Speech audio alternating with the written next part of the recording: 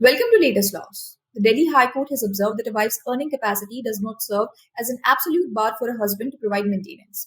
The division bench of Justice V. Kameshwar Rao and Justice Anup Kumar Mendirata stated that the obligation of the husband to provide maintenance is on a higher pedestal than that of wife.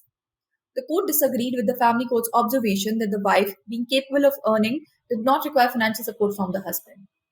The court emphasized that the primary purpose of these provisions is to offer financial support to dependent wives and children. The parameter for granting maintenance to wife is determined by whether her income is sufficient to maintain both herself and any minor children. The court highlighted the need for a realistic approach in determining maintenance, avoiding extremes that could be oppressive or extravagant, and considering the duration of the marriage and the conduct of the parties.